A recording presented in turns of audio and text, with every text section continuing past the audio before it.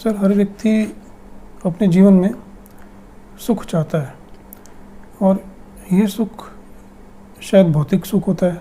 जैसे मुझे कुछ वस्तु की प्राप्ति हो, धन की प्राप्ति हो तो मुझे सुख मिलेगा, या कहीं हम जाके बाहर कुछ अच्छे होटल में खाना पीना खाएं तो हमें सुख मिलेगा, या कहीं हम घूम के आएँ तो हमें सुख की प्राप्ति होगी। तो उस सुख की प्राप्ति के लिए हमें कुछ ना कुछ क्रिया करनी पड़ती है। लेकिन ये भी है कि जैसे ही ये सुख की प्राप्ति हुई तो वो क्षणिक होता है और कुछ समय बाद वो गायब हो जाता है। फिर नए सुख के लिए हमें दोबारा से कुछ नई क्रिया करनी पड़ेगी। तो निरंतर एक क्रम चलता रहता है कि हम उस सुख को पाने के लिए क्रिया की पुनरावृत्ति करते रहते हैं। बार बार हमें कुछ करना होता है, तब हमें सुख की उसकी प्राप्ति होती है। तो जैसे ये एक भौतिक सुख है, तो ऐसे ही कोई आंतरिक सुख भी है क्या, और इनके बीच में क्या भेद है, अगर है तो? ये जो बाहरी सुख की आकांक्षा है हर मनुष्य की, वो जो आंतरिक सुख है, जो स्वभाव है, उसके अभाव के कारण है, जिसे योग में, अध्यात्म में उस आंतरिक सुख को आनंद कहा गया है। तो आनंद वो हमारी चेतना का स्वभाव है।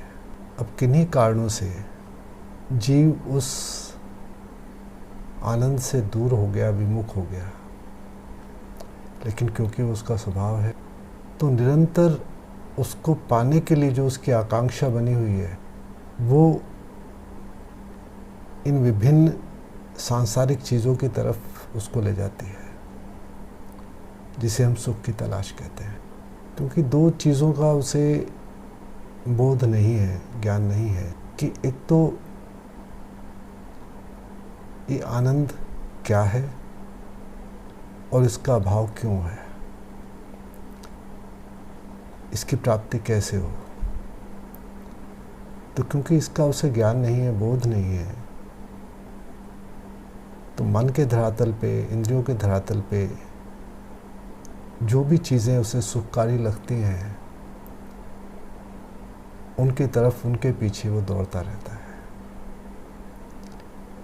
कभी पद के लिए, कभी पैसे के लिए, कभी प्रतिष्ठा के लिए, कभी और इंद्रियों के जो सुख हैं उसकी तलाश में, उस सुख की तलाश में वो निरंतर इन बाहरी चीज़ों, भौतिक चीज़ों के पीछे दौड़ता रहता है। लेकिन वो जो सुख का स्रोत है, मूल स्रोत है, वो जो आनंद है, क्योंकि इन चीज़ों में वो है ही नहीं तो मिलेगा कैसे, उसकी तृप्ति होगी कैसे। इसी को अध्यात्म में मृग मरीचिका कहा गया है कि जैसे रेगिस्तान में मृग होता है, हिरन होता है, पानी की तलाश में, और वहाँ छाया उसे दिखाई दे रही है कि यहाँ पानी है, यहाँ पानी है, वो दौड़ता रहता है, दौड़ता रहता है, और अंत में वो दम तोड़ देता है, लेकिन वो पानी उसे नहीं मिलता। ऐसे ही ये मनुष्य का सुख के लिए भटकाव है, उस मरीचिका की तरह। वो इस सुख की तलाश में सारे जीवन, बल्कि जन्म जन्मांतर तक भटकता रहता है, घूमता रहता है। जो भी भौतिक चीज़ें हैं उनमें तलाश करता रहता है, लेकिन वो शाश्वत सुख जो है वो उसे मिलता नहीं, क्योंकि उन चीज़ों में वो है ही नहीं। तो जब तक जीव को, मनुष्य को ये ज्ञान ना हो जाए कि जिन चीज़ों में तू ये सुख ढूंढ रहा है वहाँ ये सुख नहीं है,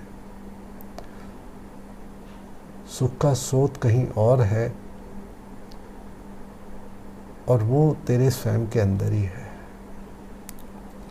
जब तक ये बोध, ये अनुभव नहीं हो जाता, तब तक उसका ये भटकाव और उसकी ये बाहरी सांसारिक यात्रा, जन्म जन्मांतर की यात्रा ये चलती रहती है।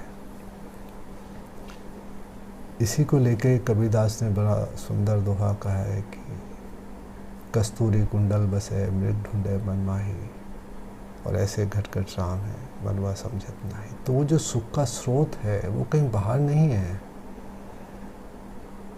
जिसे आनंद कहा गया वो स्वभाव है, बस उसके अभाव के कारण ये बाहरी यात्रा है, भटकाव है सुख की। तो साधारण अर्थ में अगर कोई समझना चाहे तो ये भौतिक सुख और आंतरिक सुख में मूल भेद क्या हुआ? हाँ, मूल भेद ये है कि सुख सापेक्ष है और आनंद निरपेक्ष है। सुख के लिए कोई वस्तु चाहिए, व्यक्ति चाहिए, स्थान चाहिए, क्रिया चाहिए, है ना। इनके लिए क्रिया करता है, वस्तु चाहिए उसके लिए क्रिया होगी। कहीं जाना है, पहाड़ पे जाना है, यहाँ जाना है, उसके लिए क्रिया होगी। पैसा चाहिए उसके लिए क्रिया होगी, पद चाहिए उसके लिए क्रिया होगी। तो और ये सारी चीज़ें सापेक्ष हैं, है ना। सापेक्ष का अर्थ की सापेक्ष का अर्थ है कि कहीं कुछ उसके लिए कुछ आधार करना पड़ेगा, क्रिया करनी पड़ेगी और कुछ चाहिए। अब जैसे हमें भोजन है, अब भोजन से सुख मिल रहा है तो भोजन के कारण मिल रहा है, वो सापेक्ष है, यानी वहाँ भोजन है। कहीं हमें पैसे में सुख मिल रहा है तो वहाँ पैसा वो सापेक्ष है ना। यानी जहाँ कुछ आधार माध्यम है जिसके माध्यम से हमें वो सुख मिल रहा है। लेकिन आनंद निरपेक्ष है क्योंकि वो हमारा स्वभाव है, उसके लिए किसी भी बाहरी स्थिति, वस्तु, घटना की कोई ज़रूरत ही नहीं है। अच्छा, किसी क्रिया की ज़रूरत नहीं है। और बड़ी विडंबना ये है और बड़ी